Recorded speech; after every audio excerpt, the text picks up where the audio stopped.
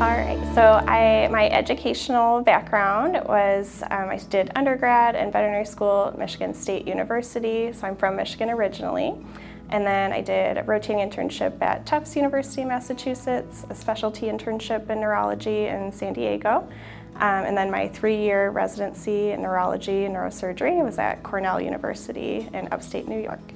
So now I'm here. I'm so excited to have landed in Florida, sunny state of Florida, to start my career as a veterinary neurologist. So I think every neurologist will say that the reason they eventually specialized is because they really like puzzles. So neurology for me, it's like the neurologic exam. When you're looking at a patient, it's an extension of your physical exam, and different deficits or abnormalities in this place or not this place equates to this is where the issue is.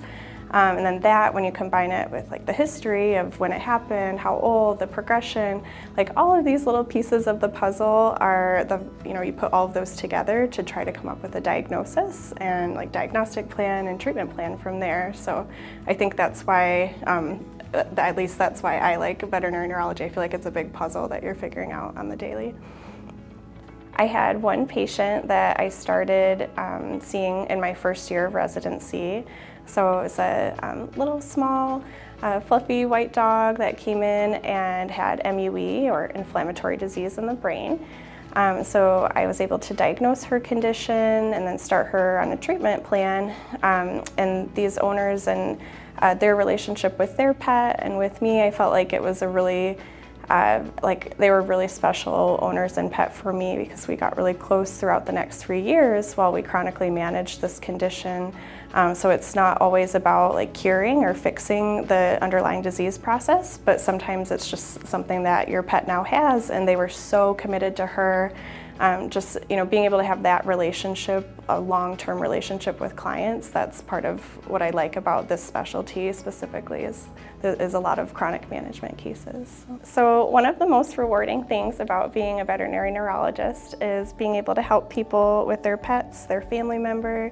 So this is my cat, Bernadette, and so what makes her special is she's just my angel. I come home at the end of the day and she greets me at the door, and I think having her has really changed the way that I practice, because whenever someone comes in with their pet, I always try to think, like, if this was Bernadette, what would I do for her, or what would I want done for her? And so it really helps to put things into perspective that each case is very different. Each case deserves a thorough evaluation, listening, and history taking. And I think that's my favorite part, is being able to provide that level of care and detailed care to everyone's pets and their family. Obviously, advanced imaging in neurology can be kind of alarming to hear. Like, they have to go under anesthesia for MRI imaging, spinal fluid testing. They have to be very still for these procedures.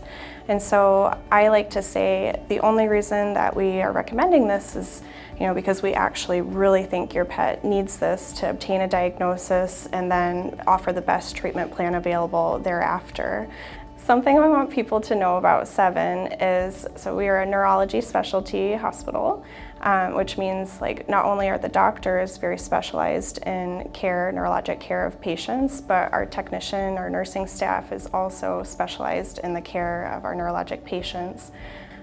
So I would trust any of them to anesthetize my own pet. I know I've seen the training that goes into, every time there's site visits with training people that want to expand their skill set, and kind of the standardization of let's make sure that we're all on the same page with what's the best way to do XYZ diagnostic or treatment. And so I feel like the entire company kind of practices at a very high level of care, because there is that education for our nursing staff, which is a very unique situation. So what I like to do in my free time when I'm not working is anything outdoors, active. I really like the water. So I'm from Michigan originally, the Great Lakes state. So being here in Florida, like the beach nearby, the ocean, I like paddle boarding. I like to do walking outside, walking with our dog at night.